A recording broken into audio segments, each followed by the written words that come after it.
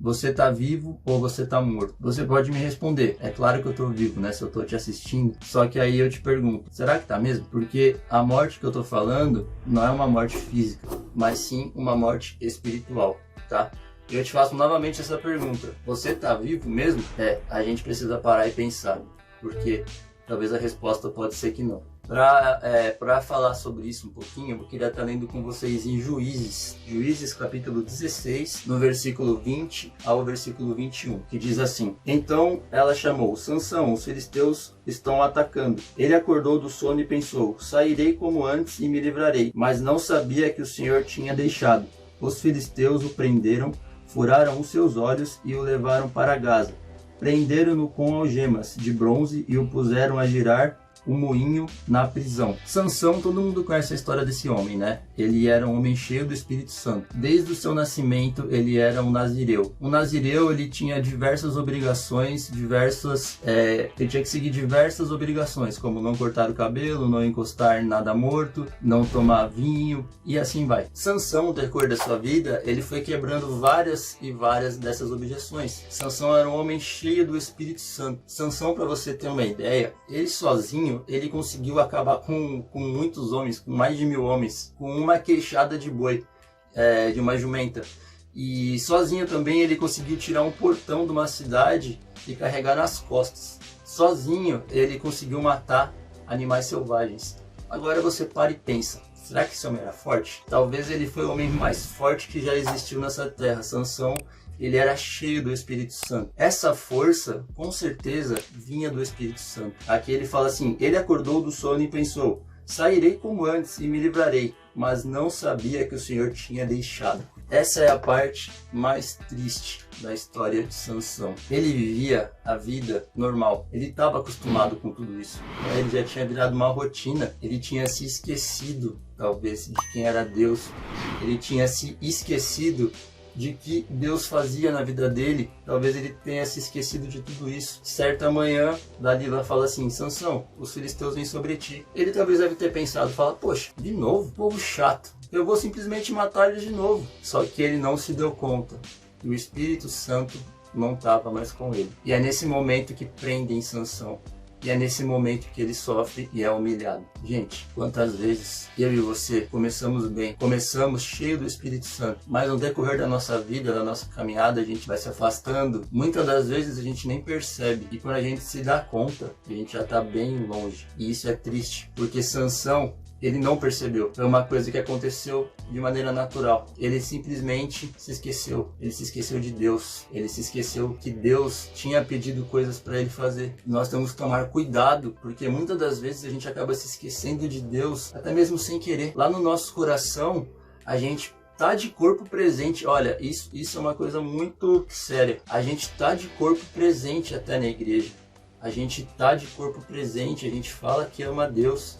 A gente fala, Senhor, eu te amo, mas as nossas atitudes não demonstram isso. O nosso coração está longe, o nosso pensamento já está muito, muito longe. E quando a gente menos vê, a gente não está mais conectado com Deus. E sabe o que mais me assusta? Que Sansão, ele continuava suas atividades normalmente. Estava tudo bem. Para ele era mais um dia que ele sairia e derrotaria os inimigos. Ele achava que ele era bom, ele achava que ele era forte. Só que ele se esqueceu de que Deus, ele se esqueceu que sem Deus ele não fazia nada. Gente, toma cuidado. Nós jovens temos essa ideia muitas das vezes de achar que a gente é o bonzão, que a gente sabe tudo, que a gente conhece tudo, que a gente vai se dar bem porque a gente é sabidão. Gente, eu falo por experiência própria. Não se afaste da casa do Senhor, porque você não vai conseguir nada lá fora.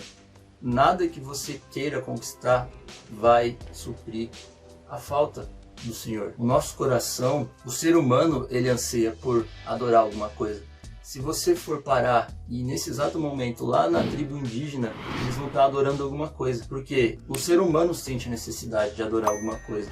Nós sabemos que nós devemos adorar a Deus, só que se nós não estamos firmados realmente em Deus, conectados diariamente com Ele, pequenas coisas vão entrando e vão tomando lugar. Você acha que a vida de Sansão foi do dia para a noite que ele se esqueceu de tudo isso? Você acha que do dia para a noite ele se esqueceu que ele tinha um voto? Você acha que do dia para a noite ele se esqueceu que ele não poderia fazer várias coisas? Eu acredito que não. Eu acredito que foi uma coisa gradual, pouco a pouco, pouco a pouco.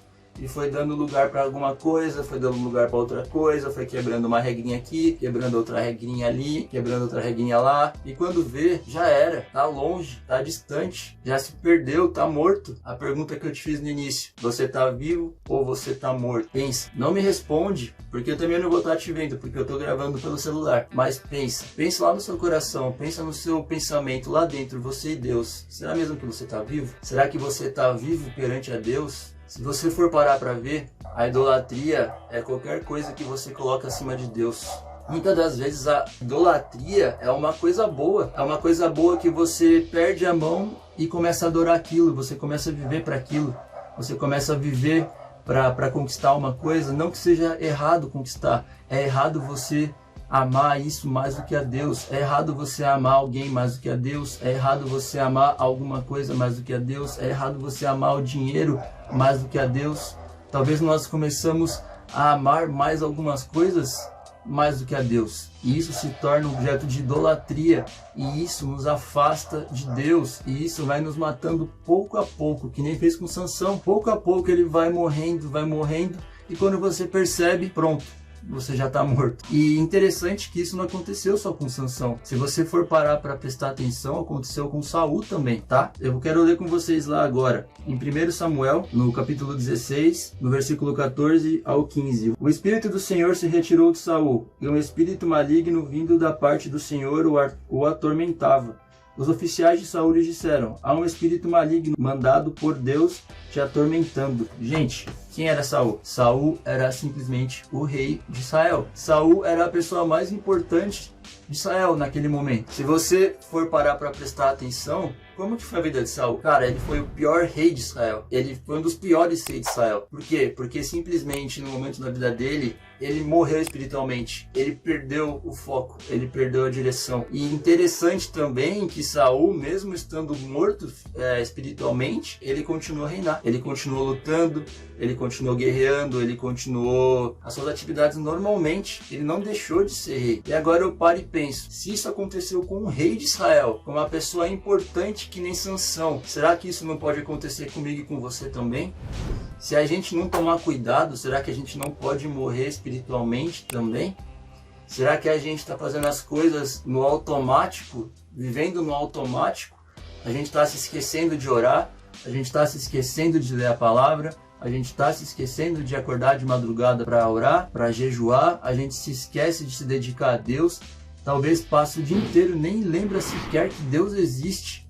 Talvez a gente está fazendo as nossas atividades no trabalho, na faculdade, nem sequer se preocupa em dar um bom testemunho. Cara, isso é um indício muito grande que você está morrendo espiritualmente, ou então se você já não está morto. Então, eu de verdade, quando Deus falou essa palavra comigo, eu fiquei até meio assim, porque não era isso talvez que eu quisesse falar para vocês, só que é isso que Deus mandou falar. Então, eu preciso falar. A gente precisa tomar cuidado. A gente ainda é novo, só que Jesus ele pode voltar a qualquer momento.